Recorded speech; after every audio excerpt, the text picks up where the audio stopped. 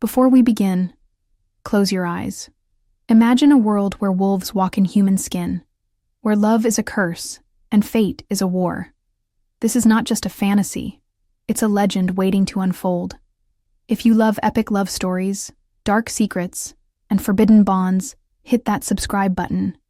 Because tonight, we dive into the tale of an alpha who was never meant to love the one his soul could not deny. Welcome to The Alpha's Forbidden Mate. The howl split the sky like a blade, echoing through the sacred mountain range as the moon rose blood-red over Silver Fen. The alpha stood tall, a figure carved from war and silence, his eyes glowing gold beneath the weight of legacy. Caleb Blackthorn, leader of the largest pack in the north, was about to choose a Luna.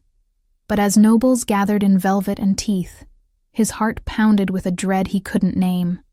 Inside the great hall, nobles whispered like knives.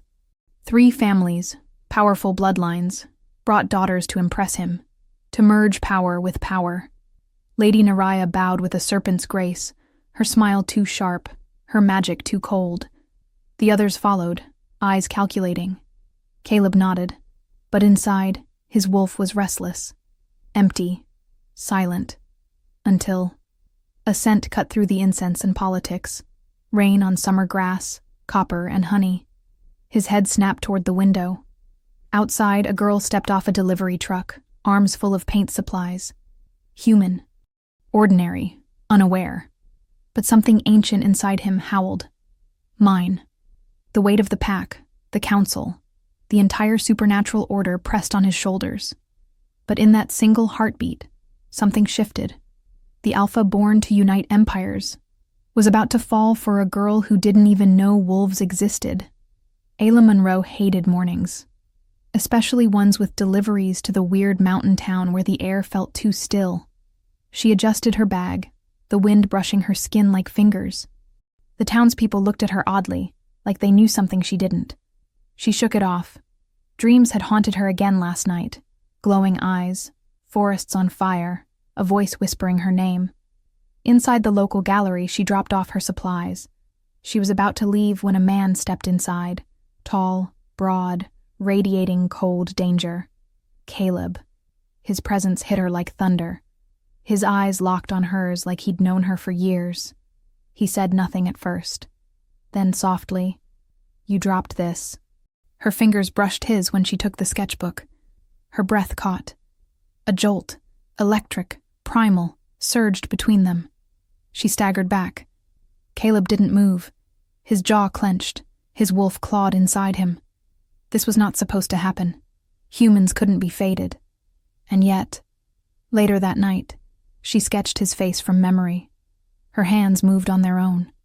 As lightning flashed outside, she realized she had drawn the wolf from her dreams, and his eyes were his. The moon cast silver flames over the manor as Caleb stood before the 3 noble daughters once more. Each draped in elegance, magic stitched into every breath. Trials would begin in days, tests of strength, wisdom, and blood. But all he could think of was Ayla. Lady Naraya approached him privately. "The pack needs stability," she purred. "You and I, it's already decided. Don't let distractions cloud you." Her eyes flickered red. Dark magic. Forbidden, but masked well. He narrowed his gaze but said nothing. His wolf growled beneath his skin. Elsewhere, Ayla tried to focus on her commission work, but her fingers only drew forests, wolves, runes she didn't recognize.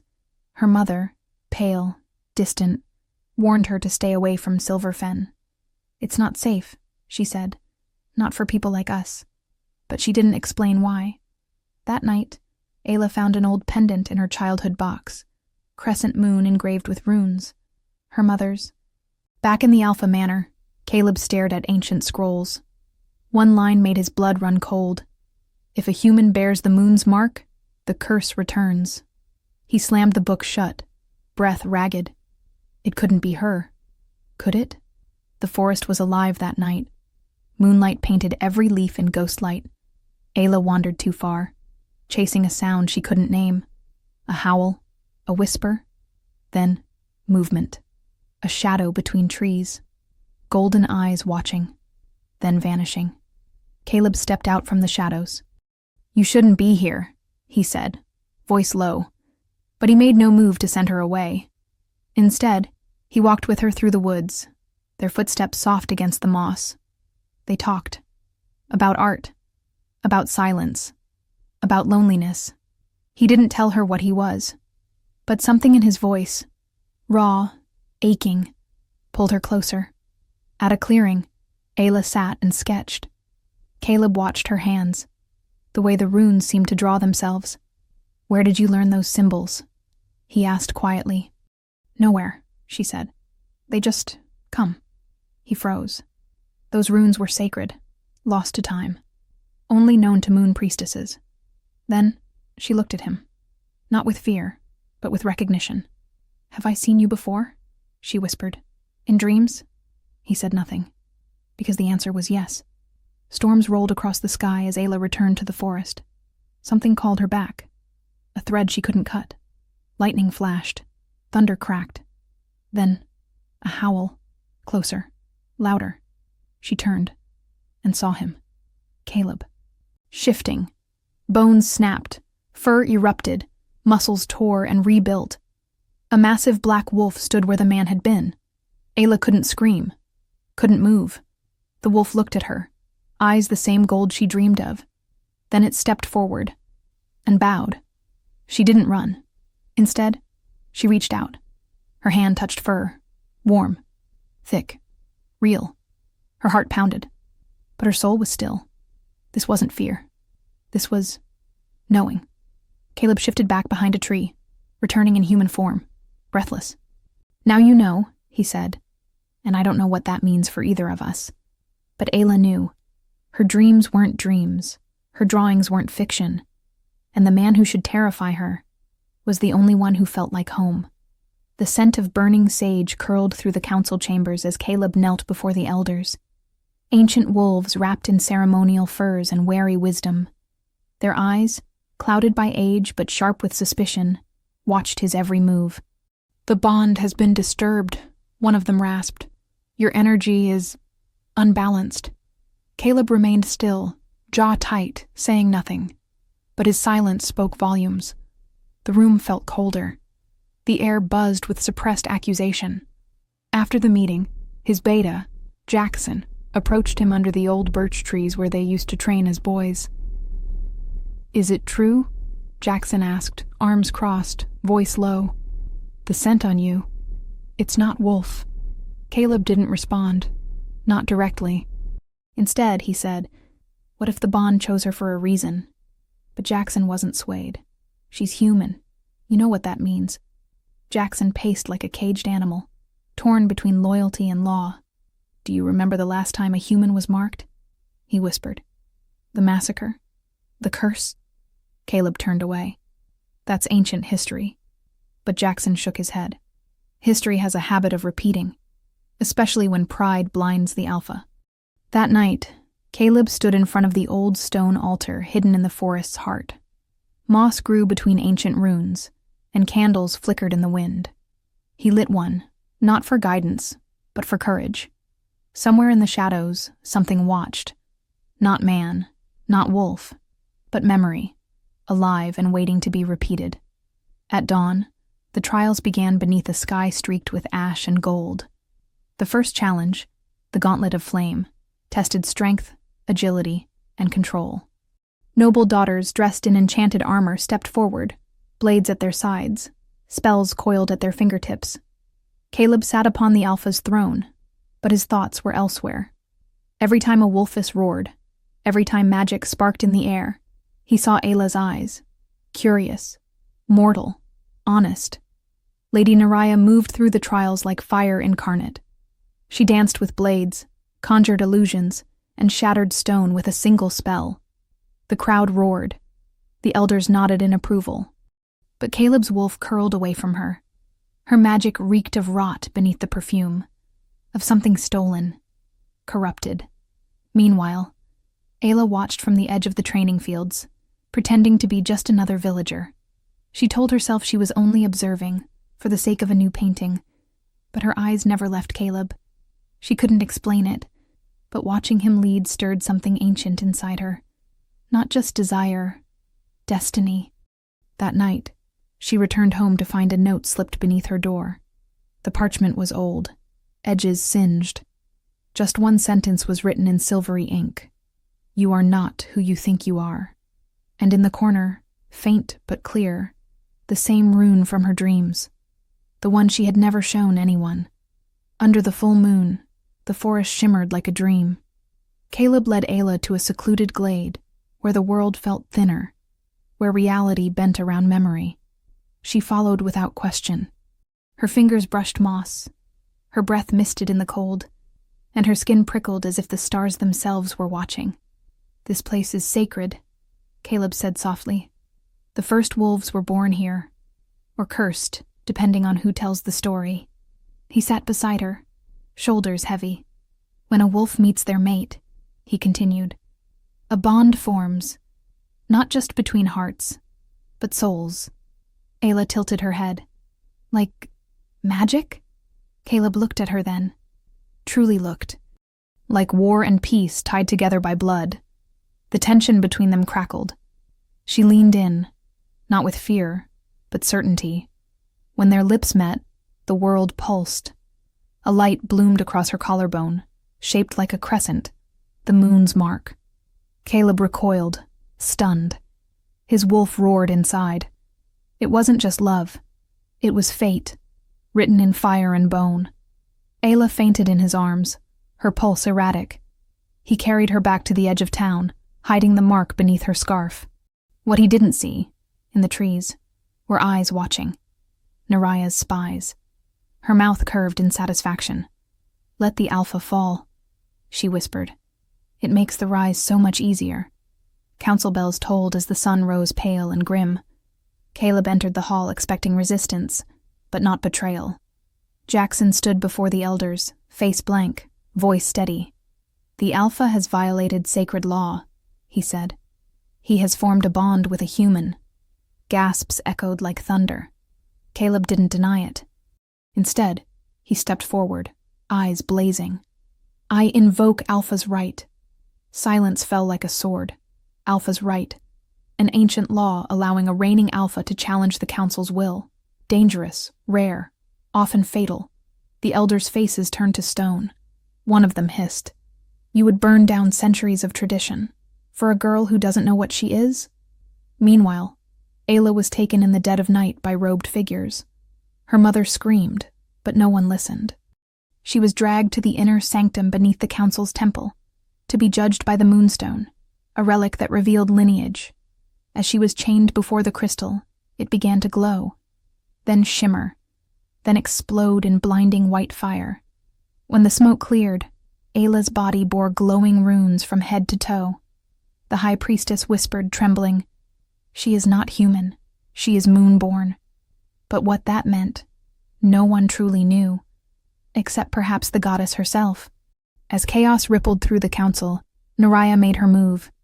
Disguised in ceremonial robes, she entered the chamber with a dagger carved from obsidian, poison laced along the edge.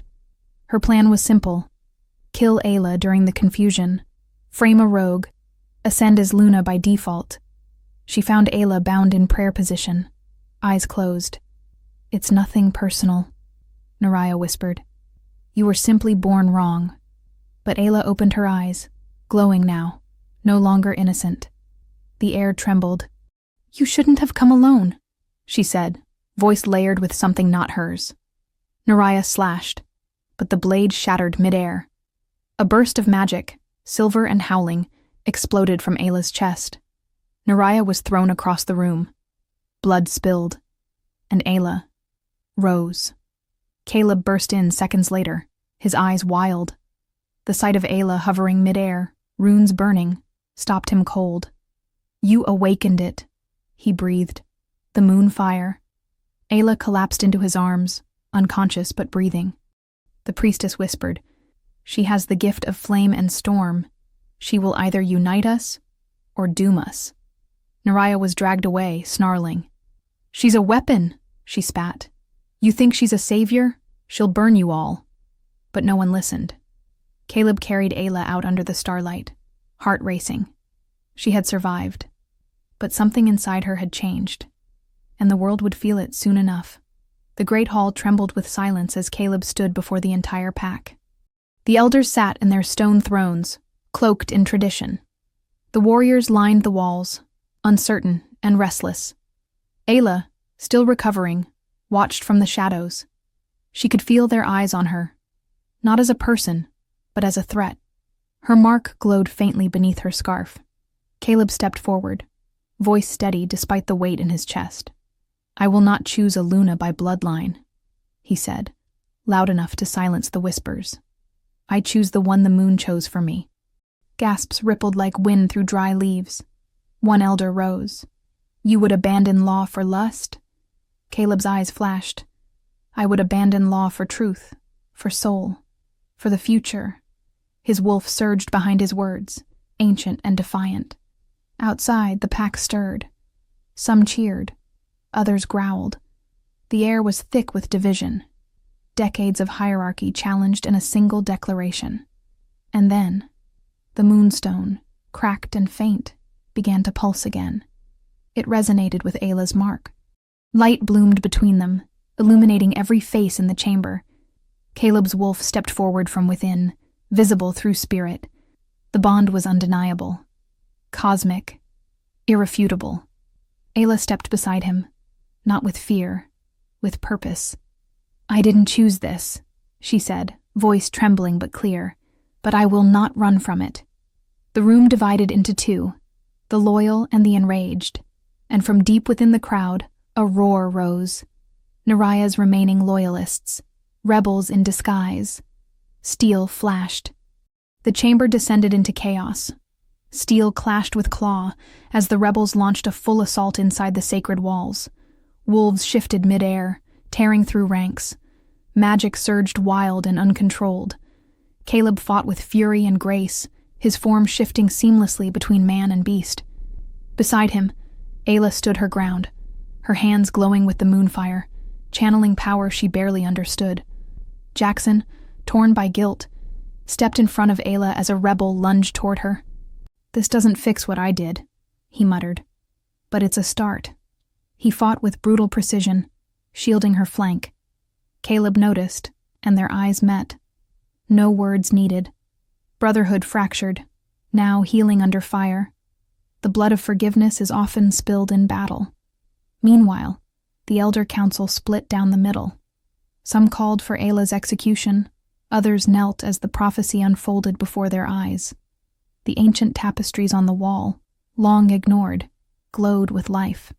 Images of a woman with silver fire in her veins, standing beside a wolf of shadow and gold. The past wasn't legend. It was warning. Ayla's mark surged again, and from the battlefield floor, roots burst forth, sacred vines of the forest's heart, wrapping around Naraya's loyalists and dragging them to the ground. The goddess had chosen a side. Caleb roared in triumph. Ayla fell to her knees, exhausted, the power retreating back into her bones. The pack was bloodied, but breathing. Under the light of a new moon, dark and endless, Caleb and Ayla stood at the ceremonial circle. Only a few remained, those loyal, those wounded, those still questioning. The ritual had not been performed in over a century. The fated bond sealed in sacred moonfire, marking not only souls but destinies. Ayla's breath fogged in the cold air.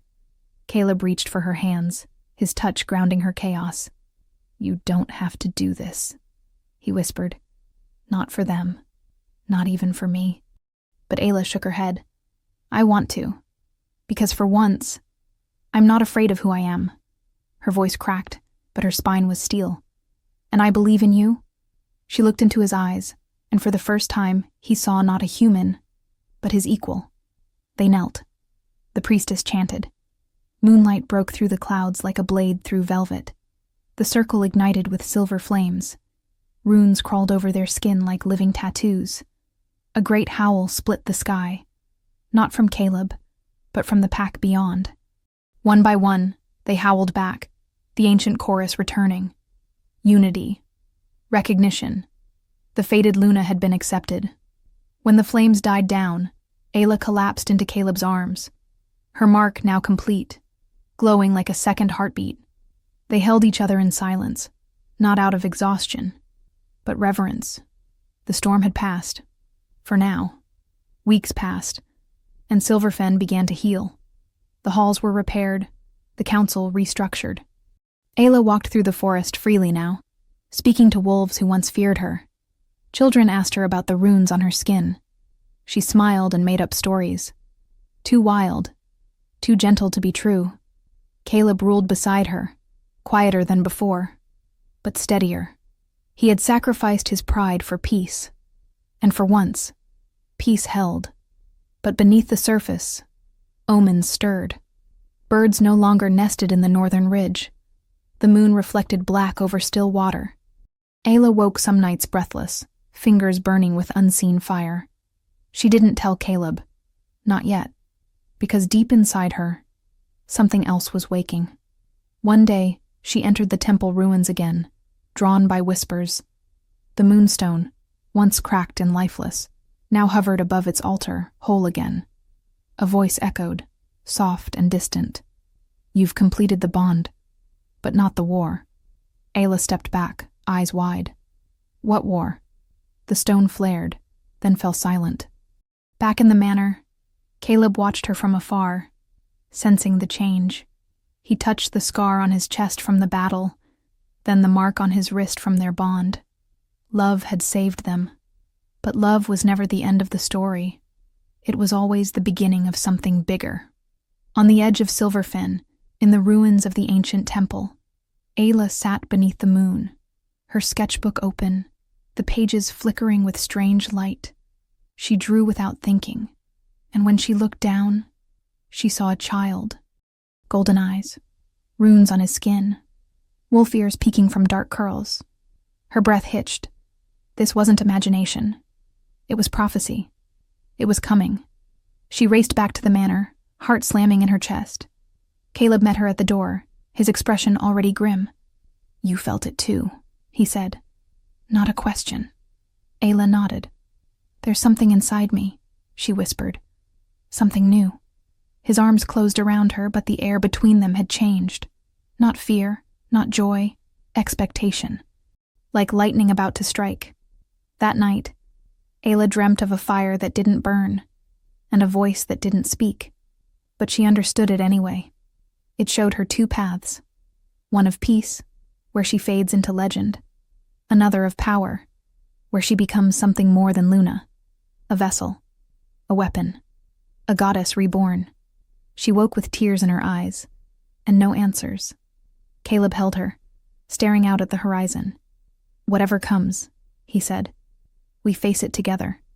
Ayla turned her face to his chest. Her mark pulsed, steady. The forest whispered her name. Destiny was not done with her. But for now, she was exactly where she was meant to be. The wind howled gently across the high ridge, where Ayla stood alone beneath the starlit sky. Her eyes closed, hands resting on her belly, not with certainty, but with a question. "Will the world make room for something like us?" she whispered. Behind her, Caleb stepped close, his warmth anchoring her to the earth. "If not," he said, "we'll carve one." Their silhouettes stood against the night. Wolf and flame, shadow and light. And far, far away, in the lands beyond the veil, a second moon flickered and blinked open like an eye.